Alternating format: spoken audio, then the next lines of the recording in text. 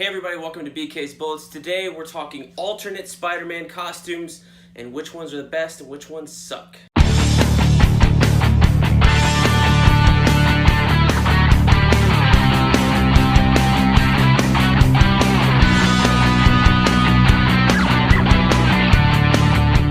Hey everybody, welcome back to BK's Bullets. As always, I am your host, Brent, and today we're talking alternate Spider-Man costumes. Why are we talking Spider-Man? Avengers Infinity War is around the corner. Brent, you're not caught up on your reviews, blah, blah, blah. What about comic books? You haven't covered comic books in a long time. I hear you. However, I saw something online today that just kind of rubbed me the wrong way, and I want to set the record straight, and I want to correct it. So, this has to do with the upcoming Spider-Man game from Sony, only available on the PlayStation 4. Forget you Xbox fans, if you're Marvel fans. Forget you, this PlayStation 4 outsold all the Xbox guys, so we're only going to cater to Sony. And also, Sony owns the media rights for Spider-Man, and there's also some scuttlebutt that they partially own the character, although they do not own the character outright. But that's kind of the reason why you haven't seen, some of the speculation is, the reason you haven't seen a ton of new villains in the Spider-Man comics in recent years is because Marvel does not want to create new intellectual property for Sony to have use of and to take advantage of, things like that. So that kind of explains a whole lot in the last couple of years on Spider-Man. Actually, since 2000, I think. Haven't really seen a ton of new villains, new characters. Everything was always like a new take on something or a new spin on it or somebody else in a different costume, that kind of stuff. But anyway, we're talking Spider-Man's costumes. So they announced their collector's edition today for the Spider-Man game for Sony, and I was reading the press release. Being an Xbox owner, I'm not going to play this game, which is unfortunate, and that's a little tidbit earlier. I'm kind of upset about it, how anybody without a PlayStation is getting locked out from playing this game from an intellectual property owner that's owned by Disney, that's supposed to cater to everybody, but, it is what it is. In the press release, they talked about the iconic White Spider, and their steelbook featured the iconic White Spider-Emblem. And I had to say, hold on, stop right there. The White Spider is not iconic. The spider is iconic, but not in white. In fact, ever since we saw this game, I've been looking at this Spider-Man costume thinking, oh, that's... it's cool, but if only that White Spider was, I don't know, hell, make it blue, black even, which would, recall to Ben Reilly's Spider-Man costume back in the day, and it would be a whole lot better. But no, they wanted to do this White Spider all over his chest, which just makes him stand out all the more, and I kind of understand that in a Spider-Man game, but there have been countless other Spider-Man games where he didn't have such a garish white spider on his front. I don't know if it's on his back. Is it on his back? And it's not needed. It's not necessarily. I'm fine if a game company wants to do a new spin on the costume. Fine with me. I'm fine if they want to do their new tale in the universe. We have the Telltale Batman series. I'm anxiously awaiting to play all of Season 2 at once. I've got it all loaded up. I'm ready to do that. They have an entirely different take on Batman. And they have a different take on the Batman suit. It's mostly armor. It's kind of like the Dark Knight. Fine with me. But this iconic White Spider... here is the problem, I think, with this White Spider, is you're introducing a new color into the Spider-Man colors that's not there. So Spider-Man's color scheme is red, blue, and black. In that order. Red, blue, and black. Now, there are costumes that don't feature all three colors. There are costumes that feature none of those colors, but they are a big enough change, I think, that they're accepted, or it's an alternate costume. Where you introduce this large White Spider idea, and I know white is kind of like a neutral color, so it shouldn't be that much of an issue, but for the past, when was he introduced? It's 1962, 63, 45 years, almost 50 years now, whatever the number is.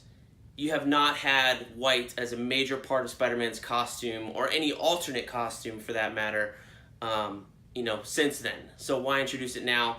And you can't call it iconic before the game comes out, I think is my major thing. So we've seen that costume up. I've thrown up some pictures here for the Spider-Man game. Let's go over some other alternate costumes that I think are a little bit better and some that's terrible. But let's jump to the terrible ones just to keep on track here. So that Spider-Man game costume, ultimately not that bad. Get rid of the white. I think would solve a lot of people's problems with it. I know a lot of hardcore Spider-Man fans aren't a fan of this costume in the game. It probably looks good with their graphics engine, whatever. This is the one I have the most problem with right now, other than that Spider-Man game one. This is and it's a Funko Pop, so you really can't tell, but this is the Iron Spider suit from Infinity War. We're gonna see this in a few weeks, 3 weeks now. That's crazy. Gotta finish up all these movies to rewatch them. But this is not the Iron Spider suit. I don't know what they call the movie, but everybody's calling it the Iron Spider suit. We saw it at the end of Homecoming briefly. Apparently, this is like one of the only suits Peter wears in Infinity War, I think. He switches to it very quickly. We know Tony Stark designed this suit. It's got red, Spider-Man color, blue, Spider-Man color, and gold on here. So why the gold, you ask? Well, Tony Stark designed it. His colors are red and gold. That's right. So you have the influx of gold here. This I think, while the design is kind of cool and it harkens back to that larger spider on the chest that we're seeing in the PlayStation game that we saw in Ben Reilly's costume in the 90s, just the gold piping doesn't work with the red and blue or the black or whatever the colors are. There's just too many colors. Whereas at least the Insomniac game, the Spider-Man game that's coming out in September, has very limited areas of white. This gold over here, and I'll have a better image somewhere else, is all over the place, and it just makes it look garish. Now, we'll see what it looks like on screen, but the few posters and designs and stuff we've seen do not look that great. So let's hoping the CGI, there's another thing. Is this costume going to be CGI, or is it something that Tom Holland wears? I hope he wears some version of it from the chest up or waist up, just so that it looks real, and then any other time he can be in a mocap suit and they can CGI the shit out of it. Whatever. Just give me some realism, because Tony Stark is just standing on set in pajamas while Dave Bautista's wearing, 5 hours of makeup on his, topless chest, wearing only pants and a bunch of makeup. Poor guy. And Robert Downey Jr. makes $50 million a picture and walks around in his pajamas. Lucky guy.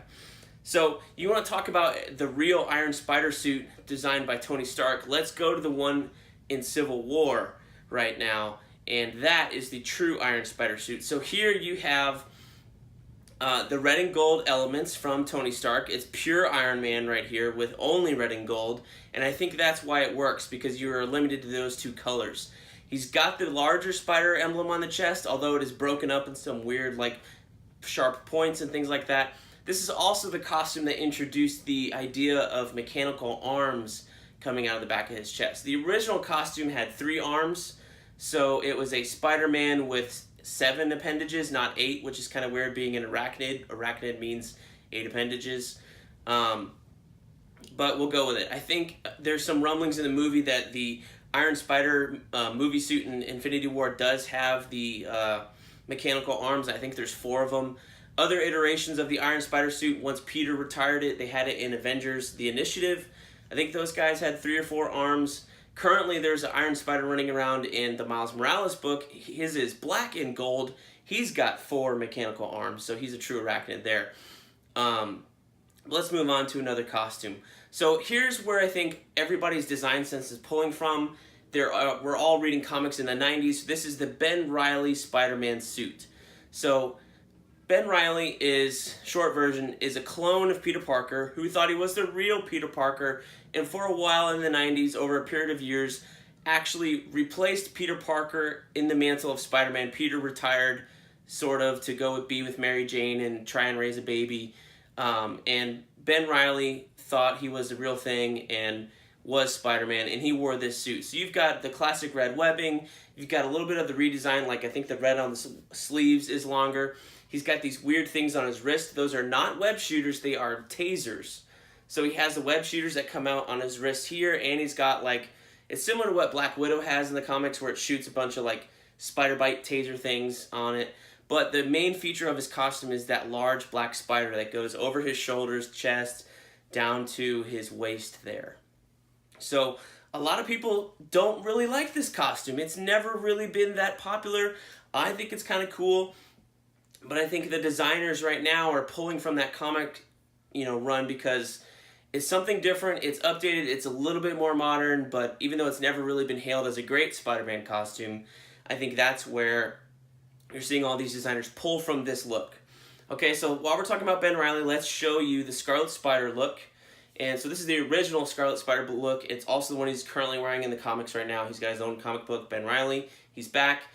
This is a pure red leotard with big white eyes, similar to Venom's look, with a blue hoodie and a sideways, kind of cockeyed spider logo on it. They did a redesign for Scarlet Spider when they first came back with this new book. It was terrible. It was like a jumpsuit with a hoodie on it and some weird stuff. And very quickly, everybody cried out and said, "This looks like crap." And even in the book, he goes, "Oh, this costume looks like crap." And he took a cosplayer's costume and put it on in the book. And he's stuck with that ever since. So he went back to the original Scarlet Spidey look. So that's that. Another awful, awful alternate Spider-Man costume. Now, I do like the Iron Spider one from Civil War, not necessarily the one from Infinity War. But speaking of Iron Spider, let's go to the Cosmic Armor, Silver Armor Spider-Man. I don't know if this was like from Secret Wars 1 or 2, but this is basically your basic Spider-Man costume, just made out of all like chrome metal. And it's just big and bulky, and it's not pretty. Again, it ditches the colors of Spider-Man. This is why this thing doesn't work. There's no red, there's no blue, it's only black because of the way comic books are drawn in the inking, and silver and chrome, whatever those colors are. Maybe they're white in some things, or depending on what's reflecting off of them, right? If you had modern coloring, this thing would be a whole bunch of different colors. Look how they colored Colossus in the comic books. But anyway, this costume is awful, so let's move away from there. Here's another outlier. Let's go to, it's not Captain Marvel Spider-Man, it's like Cosmic Spider-Man. He got the power cosmic imbued in him. Captain Universe Spider-Man or something like that. So the only thing remaining here on this costume is like the little spider thing on the bottom of his mouth, and that's in the eyes. It's kind of the only thing remaining when Spider-Man got imbued with his power. It didn't last that long. They rejected it anyway. So that's that. So in the collector's edition, they announced 3 skins that's going to come with this collector's edition. The first one, my buddy Jim was doing an overview of the video, and he called me out on, explaining these costumes to him. So that's why I'm doing this video mainly in the first place. It's just for you, Jimmy. Love you, buddy. But that Punk Spider-Man outfit we saw in the Spider-Verse series, or mini-series, whatever it was. It was in Amazing Spider-Man, but we saw it all over the place. It's Spider-Man. It's got it's more of like a blue jumpsuit with the webbing only coming down here to your sternum and like a V shape, which I like this kind of costume. You'll find out in a little bit. But it's also got like this not leather, but this jean jacket vest on, and he's got a couple of spikes on the head, so he's kind of a punk rocker. I think this one is from an alternate universe. I think this guy's from like the UK or something like that. He's got a British accent. And it's from the punk sensibilities of the 70s in Britain. So that's why he's Punk Spider-Man. There's that. So let's talk about some designs I do like. We talked about Iron Spider. Let's talk about the Alex Ross design for Spider-Man. I can't remember if this was for the Spider-Man movie. I want to say it was, with Sam Raimi, the first one, Tobey Maguire, and you had Willem Dafoe as Green Goblin. That film. This was like a total redesign that Alex Ross, the legendary artist and painter, did for Spider-Man. And I really like this look. It's like a solid black jumpsuit with the spider stuff limited to like the gloves, and it's got that same V thing that the punk rock Spider-Man did, and the webbing only comes down to the sternum. The head is there, but it's more black, and instead of the white lenses, he's got these black shiny bubble lenses. Which, if you think about it, if you had to build this costume in real life, similar to Amazing Spider-Man the movie, you would have to use like sunglasses lenses or something like that to hide your eyes. Not this weird white stuff that's not really explained and possible, I think, right now. I don't know if usually when you have white contact lenses in movies, actors always complain that they're so big, they cover your eyes, you can't see through them, they're opaque. So having a white lens in real life I don't think would work. That's why you have the Amazing Spider-Man movie went with more like a gold look because it looked like the sports sunglasses. This is similar to that, but it's a little more of like a bubble look, which I think helps with the vision if you're got like a bubble over your eye. You see this in airplanes sometimes, military aircraft. You can actually like look down, you know, because there's nothing blocking your vision here. You can look down more or something like that. So I like that theme. Staying with that V-chest theme that I like so much, let's go to the Superior Spider-Man. This was in the Superior Spider-Man book by Dan Slott, art by a slew of artists. I think this costume was designed by Humberto Ramos, I believe. I could be wrong, please forgive me if I am. But it's got the same V-neck thing that I like, just down to the sternum, solid black jumpsuit, black eyes, a little bit different spider. Like this spider goes to like the Ben Reilly thing where it's just, you know, up to the shoulders, kind of all over the chest, whereas the Alex Ross one was just kind of the regular spider emblem he's had for years and years. So there's that. And I did like this. And this also did have mechanical arms. I think it had 4 mechanical arms. Doc Ock was actually in Spider-Man's body at this time. It's a long story. We can go over it at a different date. But he was actually doing that, so of course he added these mechanical arms because his brain is used to controlling multiple limbs at once. But the cool thing was that Doc Ock was trying to prove he was a better Spider-Man than Peter Parker, hence the name of the title, Superior Spider-Man. So he was going out of his way to do good and do a better job at it than Peter Parker did. He built a company from the ground up, basically did everything right that Peter can't. And now in the Spider-Man books, they're kind of dismantled all that because Peter and the Parker look just ruined it all. But great run, great series. I really like that book. And I really like that costume. His original costume in the run was really kind of like the regular Spider-Man outfit, just black with some pointy claws. Didn't really work, and they went to this pretty quickly in the run and stayed with it throughout, and I think it works great. I'm trying to think of alternate Spider-Man costumes. Let's go to the one that everybody seems to love. This is the black costume. This is the symbiote costume, and so Peter Parker gets the symbiote. It forms up on him. It can do anything he wants, but this is kind of what it picks. It's got this giant white spider on it. If you know what Venom looks like, just take that and like pump out all of the steroids and stuff and get rid of the mouth. Big wide eyes, big white spider. Everybody seems to love this costume on Spider-Man. It has come back a few times after he got rid of the symbiote. He was wearing it in the 90s when Todd McFarlane was drawing the book and Mary Jane was having nightmares because it reminded her of when she encountered Venom and scared the crap out of her.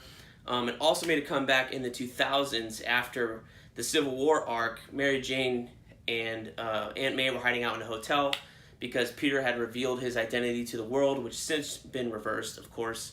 And a sniper hired by the Kingpin took a shot through a window, hit Aunt May, and she was in like a coma or something like that, almost dead for a long time. This lasted like I think 6 issues. J. Michael Straczynski was writing the book at the time, Ron Garnier on art, and they brought back the black Spider-Man suit because Spider-Man was pissed.